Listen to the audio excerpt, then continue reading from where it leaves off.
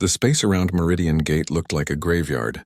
Broken ships floated everywhere, spinning slowly in the darkness. Some were still burning, their fires eating away at metal and crystal in the cold void.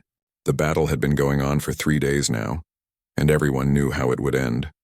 Admiral Zexthor stood on the bridge of his flagship, the Dawn of Velshara. His blue skin had turned pale with stress. Around him his crew worked frantically at their stations, but their hope was dying. On the main screen, another ship exploded. It was the Threndel bioship Garden of Hope, home to 3,000 souls. Now it was just scattered pieces of organic matter freezing in space. "How many ships do we have left?" Zexthor asked. His voice was quiet, defeated. His tactical officer looked up. Her large eyes were filled with tears. 7, Admiral. Just 7 out of 43. Zexthor closed his eyes. The Galactic Council had sent its best fleet to defend Meridian Gate. 12 different species had contributed their finest warships. The Velshara had brought their crystal ships that could bend light itself. The Threndel had grown their bioships over decades. The Korthan had sent their massive battle stations. All of it was being destroyed. On the other side of the battlefield, the Krethok Dominion fleet pressed forward. Their ships were dark and brutal, covered in weapons. They moved in perfect formation, like predators circling wounded prey. At the center of their fleet was the Fist of Krath, the flagship of War Prince Krathvin. Inside that ship, Krathvin watched the battle with satisfaction. He was tall even for his species, his gray skin marked with red tattoos showing his victories. 17 civilizations had fallen to his fleets. 17 worlds now belonged to the Dominion. "The Council ships are breaking formation," his tactical officer reported. "They are trying to retreat." "Don't let them," Krathvin said simply. "Kill them all. I want every ship destroyed. I want the Council to know what happens when they oppose us." The Krethok ships opened fire again. Plasma beams, gravitational pulses, and quantum disruptors filled the space between the two fleets. The Council ships tried to return fire, but their weapons were weak now. Their shields were failing. Their reactors were running on emergency power. On board the Dawn of Velshara, alarms screamed. "Shields at 15%. Someone shouted. "Hull breach on decks 4 through 7. Zexthor gripped the armrests of his command chair. He had fought in wars before. He had won many battles. But this was different. The Krethok were too strong, too ruthless. They didn't follow the rules of civilized warfare. They didn't care about honor or mercy. "Open a channel to all remaining ships," he said. "Tell them to scatter. Everyone runs. Maybe some of us will survive to warn the Council." It was the hardest order he had ever given. Retreat meant abandoning the gate. It meant the Krethok would push into the core systems. Billions would die.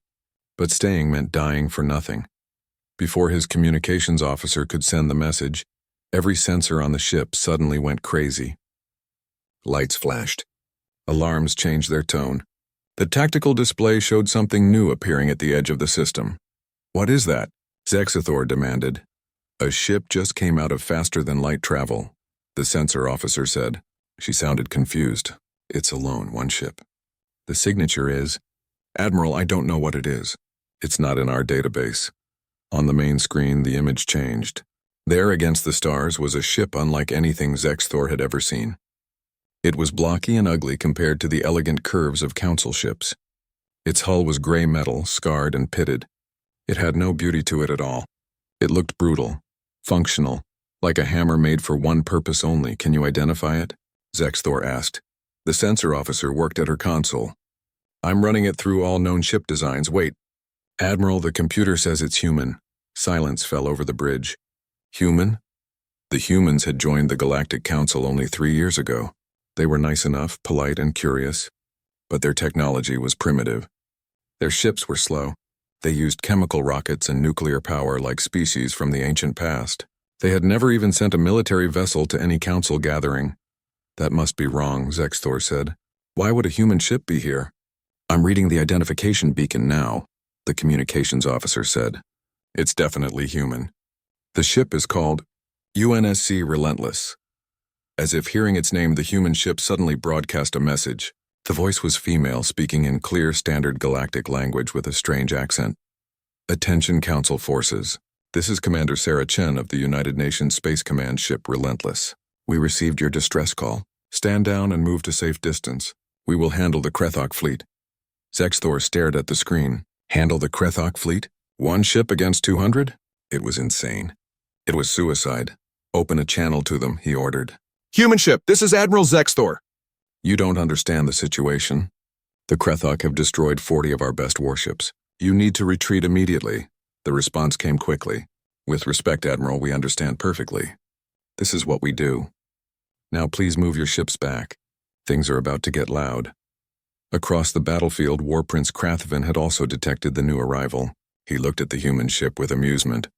What is that thing? He asked his crew. It looks like a cargo hauler. Scans show it's a warship, my prince, the tactical officer said. It's human. A species from the outer regions. Their technology is very primitive. Krathvin laughed. One primitive ship comes to fight my entire fleet? Perhaps they don't understand what war is. He leaned forward in his command chair. Send a standard gravitational pulse, crush it. Let's send the humans a message about interfering in Dominion business. The weapons on the fist of Krath charged up. A moment later, a pulse of concentrated gravitational energy shot across space toward the Relentless. It was a weapon that could crumple even the strongest shields, turning ships into compressed balls of metal. On the observation station far behind the battle lines, Counselor Miraseth watched through the long-range sensors. She was Threndil, her body covered in soft fur, her people known for being peaceful and diplomatic. She had been coordinating the civilian evacuation, but now she couldn't look away from the screens. That human ship. She whispered to her aide. Why isn't it moving? Why isn't it running? The gravitational pulse hit the Relentless. Everyone watching held their breath. The human ship shook. Its hull groaned. Metal bent and screamed. But it didn't crumple. It didn't collapse. The ship's engines flared brighter, and it pushed through the gravitational field like a swimmer fighting a current. On every ship, on every station, on every sensor platform within range, the same realization hit. That primitive-looking ship had just survived a weapon that should have destroyed it instantly. The Relentless stopped moving. For a moment, it just floated there in space. Then its engines ignited with massive force, and the ship began accelerating, not away from the Krethok fleet.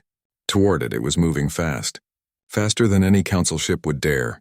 It was burning so much fuel that its engine trail lit up the darkness like a comet. By the ancients, Zexthor breathed. They're charging.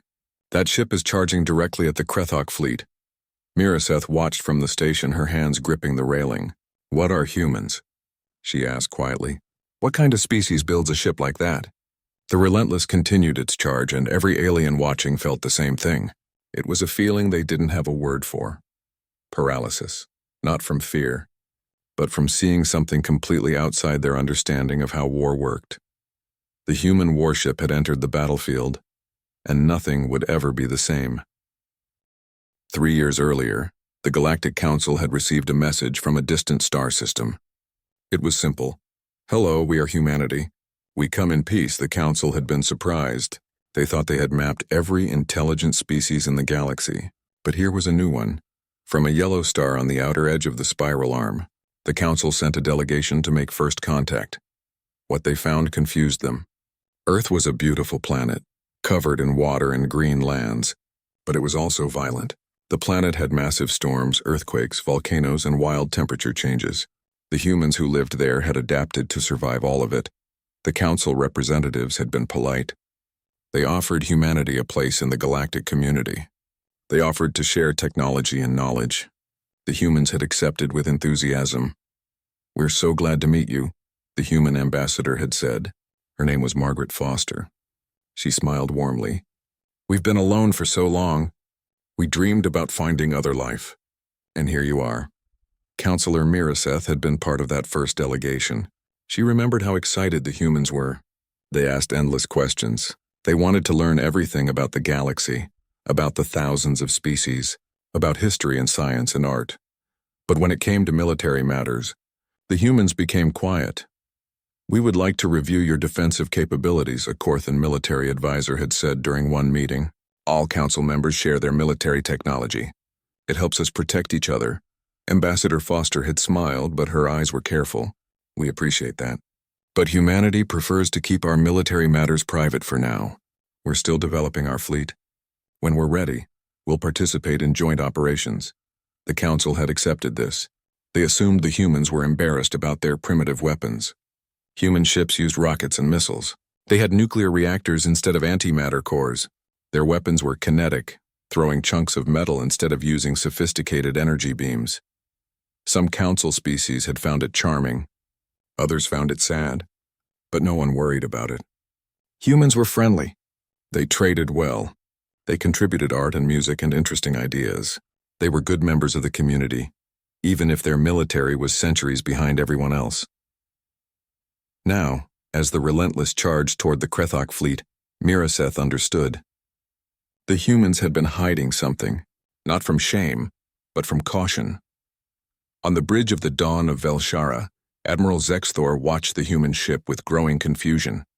It didn't move like a council ship. Council ships moved smoothly, gliding through space with elegant precision. They used gravitational drives that bent space itself, allowing ships to slide from point to point like stones skipping on water. The Relentless moved like a controlled explosion. Its engines burned with incredible force, pushing the ship forward through pure thrust. There was nothing elegant about it. It was raw power, directed with purpose. Analysis, Zexthor ordered. What are we looking at? His science officer studied her sensors. Admiral, the reactor signature is enormous. They're using fusion power, but the output is higher than our antimatter systems. That shouldn't be possible. What about shields? They don't have energy shields like we do. But their hull... She paused, checking her readings again. Their hull is incredibly thick. Layers of different metals and ceramics. It's primitive armor, Admiral, like ancient warships from our prehistory. But it's meters thick. Zexthor felt a chill. Armor. Real, physical armor.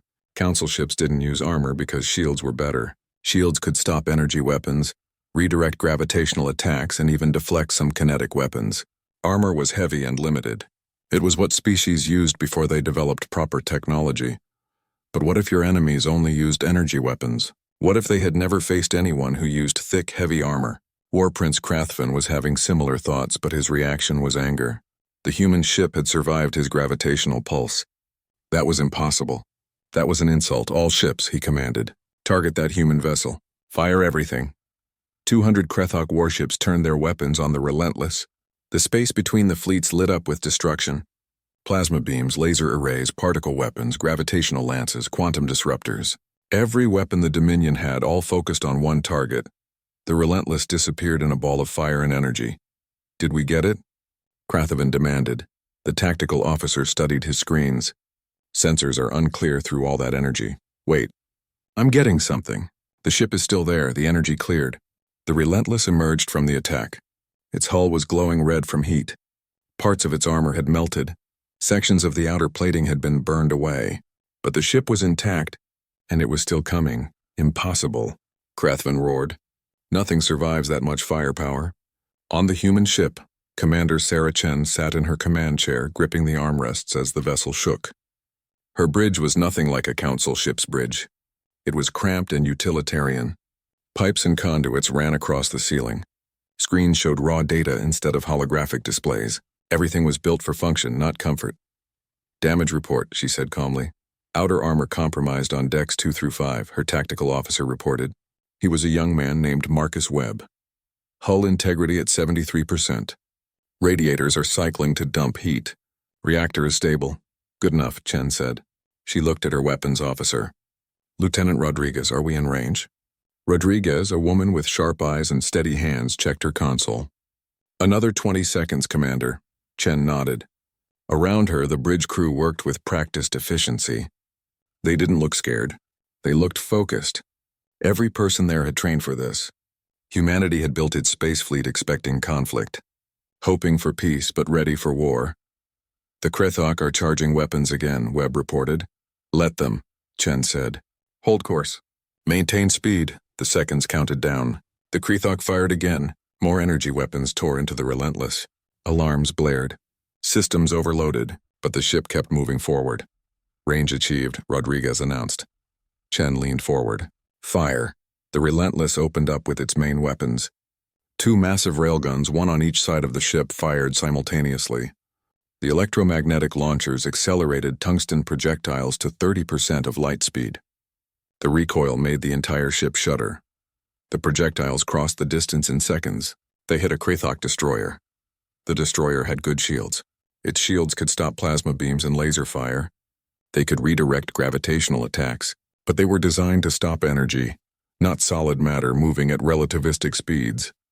The tungsten rods went through the shields like they weren't there. They punched through the destroyer's hull, through its internal compartments, through its reactor core. The ship exploded from the inside out. Then the Relentless fired again, and again. Each shot hit a different target. Each shot destroyed a ship. Counselor Miraseth watched from the observation station. Her mouth hung open. What weapons are those? Her tactical aide was frantically running calculations. They're kinetic weapons, simple projectiles, but moving so fast, the energy on impact is equivalent to a thermonuclear weapon. But kinetic weapons are primitive, Miraseth said. We stopped using them thousands of years ago. Because we developed shields that could stop them, the aide said slowly. But Krathok shields are designed for energy weapons. Like everyone else's, they never expected to face kinetic weapons at these velocities. On the Fist of Krath, War Prince Krathavan was screaming orders. Redirect shields. Reinforce them. Stop those projectiles. We can't, my prince, the shield officer said. His voice shook with fear. Our shields aren't designed to stop solid matter. We need different shield harmonics, different emitters. It would take hours to reconfigure.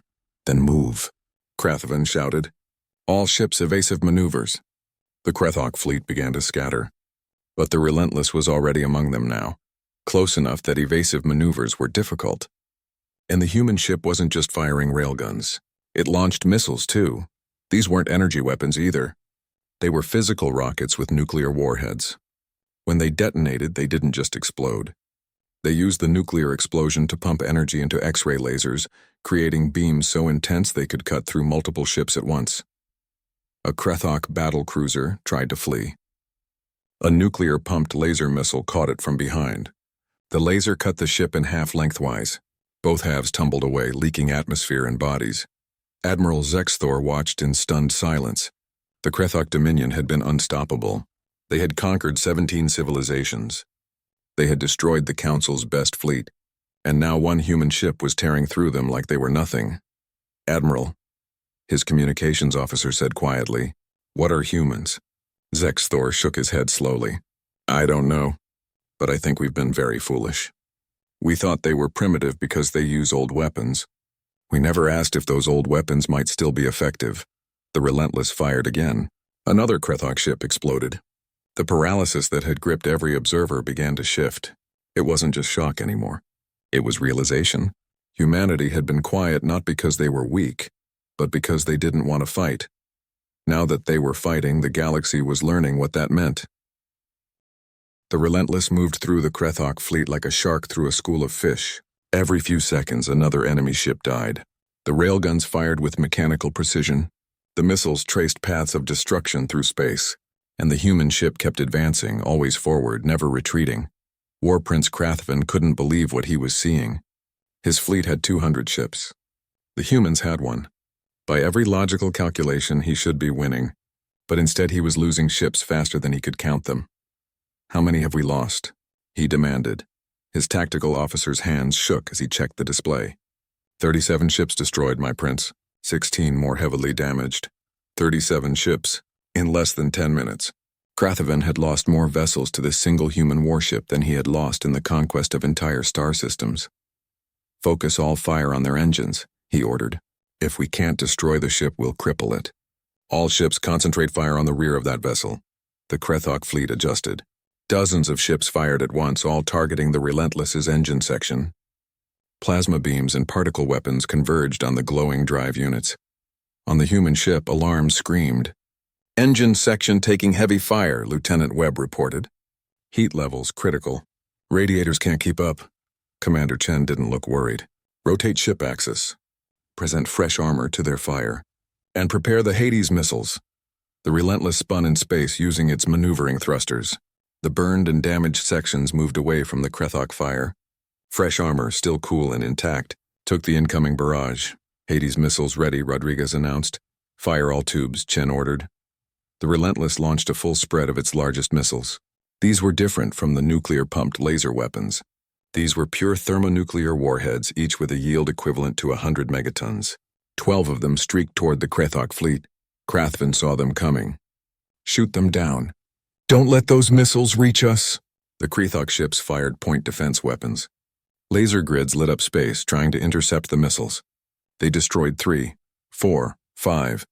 But the others kept coming, weaving and dodging with surprising agility. 7 missiles made it through. They detonated in the middle of the Krethok formation. The nuclear explosions were bright enough to blind sensors for several seconds.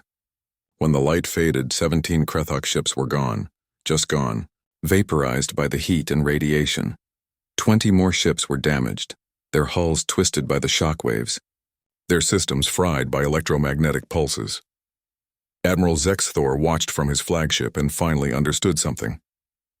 "They fight with mathematics," he said aloud. His science officer looked at him. "Admiral?" "The humans," Zexthor explained. "We fight with elegance and advanced technology. We use quantum computers to predict enemy movements. We use psionic links to coordinate our fleets. The humans don't have any of that, but they understand physics. They understand that mass times velocity equals destruction. They understand that nuclear weapons release specific amounts of energy. They turned war into a math problem." "But that's so crude," his tactical officer said. "Crude but effective," Zexthor replied. "We developed shields to stop energy weapons, so we kept making better energy weapons." The humans asked a different question. "What if we just throw rocks fast enough that shields don't matter?" On the observation station, Counselor Miraseth was having a similar revelation. She watched the battle data flowing across her screens. The human ships' movements were different from anything she had seen. Council ships moved in curves and spirals, flowing like water. The Relentless moved in straight lines and sharp angles, each maneuver calculated for maximum efficiency. "They don't dance," she whispered. "Every other species sees space combat as an art form. The humans see it as a problem to solve." Her aide pulled up more data. "Counselor, I've been analyzing their reactor output. The energy production is incredible. They're using fusion reactors, but the efficiency is beyond anything we've achieved, and they're running them hot, much hotter than safe operating parameters would suggest." "They built their ship to endure," Miraseth said. "Not to be comfortable or efficient, to survive and to kill. That's all it's designed for." War Prince Krathvin was learning the same lesson, but he refused to accept it. He had built his reputation on conquest. He had never lost a battle. He would not start now. "Bring up the Fist of Krath," he ordered. "I will kill this human ship myself." His flagship was a monster, 5 times the size of any other ship in his fleet. It carried enough weapons to level a planet. Its shields could withstand sustained bombardment from an entire enemy fleet. Krathvin had used it to break the defenses of 12 different worlds. The massive ship moved forward, pushing smaller vessels aside. Its weapons charged up, drawing power from reactors the size of buildings. On the Relentless, sensors detected the new threat. "Commander, their flagship is moving to engage," Webb reported. "It's massive. Energy readings are off the scale." Chen studied the tactical display. The Fist of Krath was indeed enormous, but size meant mass, and mass meant inertia. Big ships couldn't turn quickly. They couldn't dodge. "All power to forward railguns," she ordered. "I want a full charge. We're only going to get one shot at this." "Commander, if we put all power to the railguns, we'll have to drop our point defense systems," Rodriguez warned. "I know," Chen said calmly. "Do it anyway." The Relentless's main reactors howled as they diverted every available watt of power to the railguns. The electromagnetic coils began to charge, building up a magnetic field strong enough to accelerate metal to speeds that would make physics teachers weep with joy. Krathvin saw the human ship's energy signature change. "They're preparing a main weapon strike. Fire first. Destroy them." The Fist of Krath unleashed everything. Every plasma cannon, every gravitational lance, every quantum disruptor. The combined firepower could have destroyed a small moon. The Relentless took the hit head-on. Without power for point defense, without full power to radiators, the human ship suffered. Armor boiled away. Hull plates buckled. Several compartments breached, venting atmosphere and crew members into space. But the ship held together. It was built to take punishment. Every structural member was over-engineered. Every critical system had backups. The humans had designed their warships the way they designed everything, with the assumption that something would go wrong, and when it did, the ship needed to keep fighting anyway. "Hull integrity at 40%, Webb shouted over the alarms. "We've lost decks 7 through 10. Casualties across multiple sections. Railguns?" Chen asked. "Charged and ready," Rodriguez reported. "Fire." The Relentless fired both main railguns simultaneously. The tungsten rods were longer this time, heavier and moving faster than anything the ship had fired before. They were going 40% of light speed. At that velocity, they weren't just projectiles anymore. They were relativistic kill vehicles. The first rod hit the fist of Krath's shields. The shields tried to stop it. They failed. The rod punched through and hit the hull. The kinetic energy was so enormous that it didn't just penetrate the armor. It liquefied it. The rod passed through the ship's outer hull, through decks of corridors and chambers, through the reactor section. The second rod hit 3 seconds later, following almost the same path. For a moment, nothing happened. Then the fist of Krath exploded, not from the outside in, but from the inside out. The reactor containment failed. Fusion plasma at millions of degrees erupted through the ship's interior. The flagship broke apart, huge sections tumbling away, each piece still exploding as secondary systems failed. War Prince Krathvin died without even understanding what had killed him. Silence fell across the battlefield. Every ship from both sides stopped moving, stopped firing. The Krethok fleet, already shaken by their losses, had just watched their flagship die. Their prince die. Their seemingly unstoppable weapon of conquest reduced to debris by a single human warship. Commander Chen sat back in her chair. She was tired. Her ship was damaged. She had lost crew members. But the job wasn't done. "Open a channel," she said. "All frequencies. I want everyone to hear this." The communications officer nodded. "Channel open, Commander." Chen spoke clearly, her voice carrying to every ship in the system. To the Krethok. To the Council fleet. To the observation stations where civilians cowered in fear. "Attention all Krethok vessels. This is Commander Sarah Chen of the UNSC Relentless. Your flagship is destroyed. Your war prince is dead. You have a choice now. You can surrender and face Council justice, or you can continue fighting, and we will destroy every single one of your ships. Choose quickly. My patience is limited." The Krethok fleet hesitated. They had come here expecting an easy victory. They had found hell instead. One by one, their ships began to power down weapons. They transmitted surrender codes. Admiral Zexthor watched it all happen and felt something he hadn't felt in days. Hope. The humans had done the impossible. One ship had turned the tide of a battle that was already lost. But as he watched the damaged Relentless floating among the wreckage, he also felt something else. A question that he couldn't answer. The humans had said they would handle the Krethok fleet. One ship had nearly done it. What would humanity do with 100 ships? With 1,000? The galaxy had been paralyzed by the appearance of one human warship. The Krethok fleet had surrendered, but the battle wasn't over. Not completely. As the surviving enemy ships powered down their weapons and prepared to be taken into custody, Admiral Zexthor's sensors detected something that made his blood run cold. "Admiral," his science officer said urgently, "I'm reading massive energy buildup in the debris field. It's coming from the wreckage of the Fist of Krath." Zexthor pulled up the sensor data. There, among the scattered pieces of the Krethok flagship, something was still active. A weapon system, buried deep in what had been the ship's core. It was charging up, drawing power from emergency batteries that had somehow survived the explosion.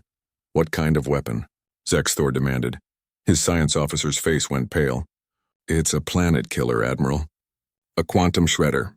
If it fires, it will tear apart everything within 100,000 kilometers." Zexthor looked at the tactical display. Within that range were dozens of ships, council vessels, Krethok survivors, and civilian refugee stations that had been evacuating people from the war zone. "Millions of lives. Can we destroy it before it fires?" "No, Admiral. Our weapons are depleted, and we're too far away." On the Relentless, Commander Chen's crew had detected the same threat. Lieutenant Webb was frantically working his console. "Commander, that weapon is pointing at Refugee Station Theta 9. There are 3 billion civilians on that station." Chen pulled up the firing solution on her tactical display. The quantum shredder would fire in 90 seconds. The Relentless could fire on it, maybe destroy it. But the ship's railguns needed time to recharge. The missiles were mostly expended, and the angle was wrong. They couldn't get a clean shot from this position. "Time to move into firing position?" Chen asked. 2 minutes at maximum burn, her navigator replied. We'd need to swing around the debris field. 2 minutes. They had 90 seconds. The math didn't work. Chen's mind raced through the options. There was one solution, one way to stop the weapon in time, but it would mean sacrificing the ship, sacrificing her crew, all 374 people on board. She thought about her crew. Young people, most of them. Marcus Webb was 26, fresh from the academy. Rodriguez had a daughter back on Earth, a little girl who drew pictures of her mother's spaceship. The engineer below decks, Chief Reeves, was 3 months from retirement, but on that refugee station were 3 billion people. Families, children, people who had fled their homes because of this war. People who deserved to live. The math was simple. 374 versus 3 billion. There was only one answer. All hands, Chen said over the ship-wide intercom. Her voice was steady, calm. This is the commander. We have detected a planet-killer weapon that will detonate in 80 seconds. It's targeting the civilian refugee station. We can stop it, but it will require a ramming maneuver at maximum speed. There's no time to evacuate, no time for rescue. I want you all to know that it has been an honor serving with you. Tell your families we saved 3 billion lives today. That matters. Chen out. She switched back to the bridge channel. Helm all power to engines. Navigation. Plot a collision course with that weapon. We're going to hit it so hard that physics gives up. The bridge crew didn't argue. They didn't cry or complain. Webb set the course. Rodriguez locked down all the missile tubes so they wouldn't cook off during impact. The navigator calculated the final approach. The Relentless turned. Its engines burned at 120% capacity, well beyond safe operating limits. The ship accelerated toward the wreckage of the Fist of Krath. On the observation station, Counselor Miraseth watched in horror. What are they doing? They're going to crash. Her aide checked the trajectories. The human ship is intercepting the planet killer. They're going to ram it. But they'll die, Miraseth whispered. All of them. Admiral Zexthor watched from his flagship. He wanted to look away, but he couldn't. These humans, these strange warriors who had saved his fleet, were now sacrificing themselves for people they had never met, for refugees from species they barely knew. The Relentless was 30 seconds from impact. Chen gripped her armrests and looked at her crew. It's been a good run, she said softly. Webb smiled through his tears. Best damn ship in the fleet, Commander. Rodriguez nodded. Tell my daughter I love her. I will, Chen promised, even though she knew she wouldn't be able to keep that promise. 20 seconds. The planet-killer weapon was almost fully charged. Its energy signature blazed on every sensor in the system. 15 seconds. The Relentless was moving at 0.4 light speed now. At this velocity, the impact would be like a small star exploding. 10 seconds, and then space tore open. 7 massive portals appeared around the battlefield. Not the smooth, quiet wormholes that council ships used for faster-than-light travel. These were violent, crackling with energy, and through them came ships. Human ships. 7 warships, each as brutal and ugly as the Relentless. Destroyers, frigates, and at the center, a carrier twice the size of any of them. They emerged from faster-than-light travel with their weapons already armed, their reactors already screaming at combat power. The lead ship, a destroyer called the Indomitable, didn't even slow down. It fired a full spread of missiles at the planet-killer weapon. The missiles covered the distance in seconds. They hit the weapon just as it was about to fire. The planet-killer exploded, but it was a contained explosion now. The quantum shredder's energy was disrupted, scattered. Instead of tearing a hole in space-time, it just became a very large conventional explosion. Ships rocked from the shockwave, but no one died. Commander Chen stared at her view screen. Who? Commander, Webb said, his voice shaking with relief and disbelief. It's the Second Fleet, it's Admiral Kurtz. On the communications channel, a gruff voice spoke. Relentless, this is Admiral Margaret Kurtz aboard the carrier Endeavour. Cutting it a little close there, aren't you, Chen? Chen laughed. It was either laugh or cry. Admiral, your timing is impeccable. That's what they tell me, Kurtz replied. Now how about you power down those engines before you burn them out completely? We'll take it from here. The Relentless cut its engines. The ship drifted, still moving forward from momentum, but no longer accelerating toward certain death. Around the bridge, the crew collapsed in relief. Some were laughing. Some were crying. All of them were alive. The 7 human warships spread out across the battlefield. Their presence changed everything. The few Krethok ships that had been considering breaking their surrender immediately thought better of it. These humans had more ships. Many more. Admiral Kurtz broadcast on all frequencies. Attention all vessels. This is Admiral Margaret Kurtz of the United Nations Space Command. The Krethok Dominion's aggression ends here. All Krethok ships will prepare for inspection and transfer to Council custody. Any ship that attempts to flee will be destroyed. Any ship that opens fire will be destroyed. We are here on behalf of the Galactic Council, and we will not tolerate further violence, she paused, then added. To the Council ships and refugee stations, you are under our protection now. Medical and repair vessels are en route. We will not let anyone else die today. Admiral Zexthor listened to those words and felt something break inside him. Not in a bad way. It was relief so profound that it was almost painful. His people were safe. The refugees were safe. And it was because of these humans. Counselor Miraseth watched as human ships began coordinating with Council vessels. They sent over repair teams. They shared medical supplies. They helped organize the rescue of survivors from damaged ships, both Council and Krethok. One of the human frigates, the Steadfast, positioned itself next to a badly damaged Threndil bioship. Human crew members in spacesuits crossed the gap and began helping repair the organic hull, using techniques they obviously didn't fully understand but were trying their best to apply. They're helping the Krethok survivors too, Miraseth's aide observed. Even after everything the Dominion did, Miraseth nodded slowly. They separate the warriors from the war. They fight fiercely, but they don't hate. That's remarkable. On the Relentless, Commander Chen was getting damage reports. Her ship was in bad shape. 40% of the hull was compromised. 3 decks were completely destroyed. They had lost 18 crew members in the battle. But they had won. And 3 billion civilians were safe. Admiral Kurtz's face appeared on Chen's screen. She was an older woman, her hair gray, her face lined with years of command experience. Hell of a job, Commander. 1 ship against a fleet. That'll make the history books. We did what we had to do, Chen replied. Yes, you did, Kurtz agreed. Now I have orders from Earth. The Council is calling an emergency session. They want humanity to explain what just happened here. They want to know how many ships we have. They want to know why we never told them about our capabilities. Chen smiled tiredly. What are we going to tell them? The truth, Kurtz said. That we hoped we'd never have to show them this side of humanity. That we wanted to be friends first, allies second, and warriors only if absolutely necessary. But when push came to shove, we stand with the innocent, always. Will they understand? Chen asked. Kurtz shrugged. Maybe, maybe not. But after today, they'll know one thing for certain. Humanity doesn't back down. We don't abandon people who need help.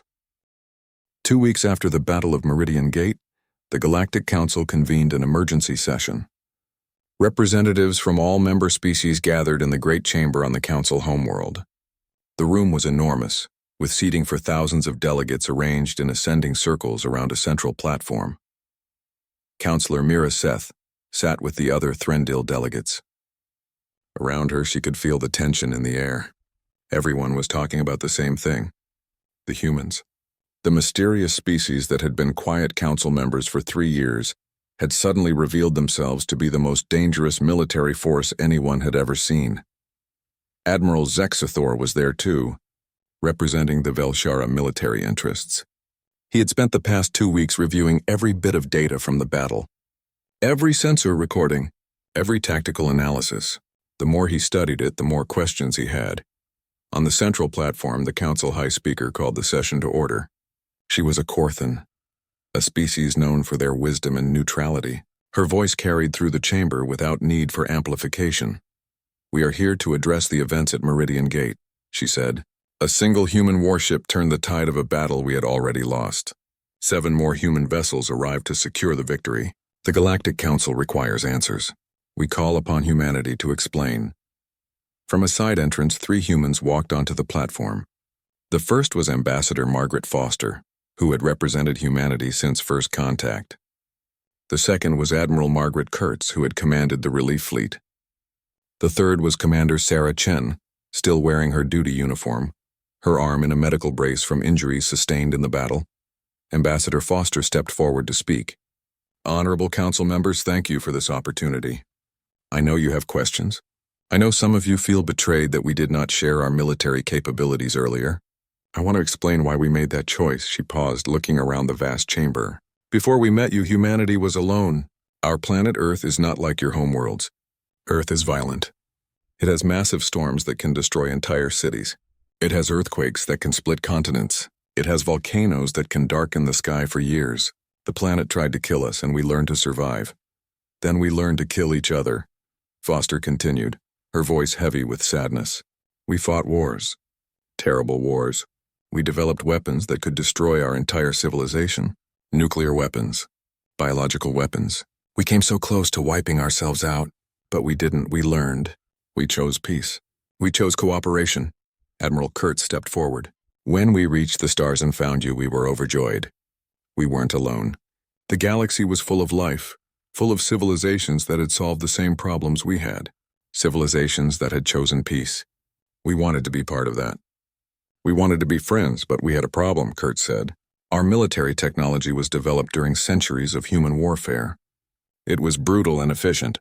We were afraid that if we showed you what we were capable of, you would fear us. You would see us as a threat instead of as friends. So we kept our military private. We hoped we would never need to reveal it.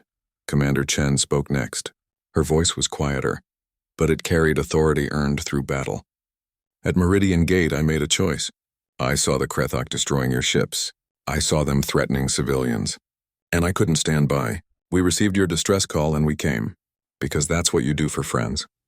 You help them when they need it. A delegate from the Korthan military stood up. Commander Chen, you fought brilliantly. But your tactics were unlike anything we have ever seen. You used weapons we consider primitive. You took damage that should have destroyed your ship. How is this possible? Chen smiled slightly. Our weapons are primitive by your standards. But they work. You developed energy weapons and shields, and they're very effective. But you all developed them together, learning from each other. Your shields are designed to stop the weapons everyone else uses. Our weapons are different because we developed them independently. Our kinetic weapons go through your shields because your shields weren't designed to stop solid matter moving at relativistic speeds. As for taking damage, Chen continued, human ships are built differently. We don't rely on shields. We use armor. Thick, heavy, redundant armor. We assume we're going to get hit. So we build ships that can take the hits and keep fighting. Every critical system has backups. Every structural member is over-engineered. It's not elegant, but it keeps us alive. Admiral Zexthor stood. Commander, you were willing to sacrifice your ship and crew to save refugees you had never met. Why? Chen looked at him and her eyes were calm. Because they were innocent. Because they needed help. Because that's what decent people do. We fight to protect, Admiral. Not to conquer. Not for glory or territory. We fight because sometimes the only thing standing between innocent people and death is someone willing to stand in the way. The chamber fell silent. Around the room, delegates looked at each other, processing this philosophy. It was so different from how most species approached war. A Krethok delegate stood. He was not a warrior, but a civilian representative hastily appointed after the Dominion's defeat. You destroyed our fleet. You killed our war prince. Why did you then help our survivors? Why did you give us medical aid? Admiral Kurtz answered. Because the war was over. Because your survivors weren't our enemies anymore. They were just people who needed help. We fight hard when we must, but we don't hate. We understand that most soldiers are just following orders, just trying to survive. When the fighting stops, so does the killing. The High Speaker spoke again. Humanity, the Council requires transparency. How many warships do you have? Ambassador Foster nodded. I will answer honestly. Currently, the United Nations Space Command has 3,247 warships in active service. These include carriers, battleships, cruisers, destroyers, frigates, and support vessels. A shocked murmur ran through the chamber. 3,000 ships? The entire Galactic Council, with all its member species combined, had perhaps 5,000 warships total. Humanity alone had more than half that number. Additionally, Foster continued, we have approximately 7,000 ships in reserve or under construction. Earth has 43 orbital shipyards continuously producing new vessels. We build them because we learned from history that peace is fragile. We hope never to use them, but we prepare as if we will. 10,000 ships, someone whispered. The number echoed through the chamber. But why so many? A delegate asked. Who are you preparing to fight? Each other. Foster said simply. For most of human history, we were divided into hundreds of nations. Each nation built weapons to defend against the others. When we unified, we kept building because we didn't know what was out there in the galaxy. We hoped we would find friends. We built a fleet in case we found enemies. The High Speaker considered this. Humanity, the Council is faced with a decision. Your military power exceeds anything we have ever encountered. Some members fear you. Some want to restrict your fleet size. Others want to learn from you. What do you propose? Admiral Kurtz stepped forward. We propose cooperation. Train with us. Learn our tactics. We'll learn yours. Together we can build a defense force that protects everyone. We'll share our technology, our methods, our experience. But in return, we ask that you trust us. We didn't build these ships to conquer. We built them to protect. And if the Council refuses, someone asked, then we go home, Foster said. We'll remain Council members. We'll continue trading and cultural exchange. But we won't disarm. We can't. It goes against everything history taught us. Peace is maintained through strength and the willingness to use it to protect the innocent. Admiral Zexathor stood again. High Speaker, I would like to speak. The High Speaker nodded. You may, Admiral. Zexathor looked around the chamber. I was at Meridian Gate. I watched my fleet die. I watched 40 ships destroyed, 3,000 crew members killed. We were beaten. We had lost. And then Commander Chen arrived with the Relentless. One ship, one crew. They fought a battle that should have been impossible to win. They were willing to sacrifice themselves to save refugees they had never met. He paused, letting his words sink in. I have fought in many wars. I have served with many species, but I have never seen warriors like the humans. They fight with honor. They protect the weak. They show mercy to the defeated. Yes, they are dangerous. Yes, they have more ships than we can match.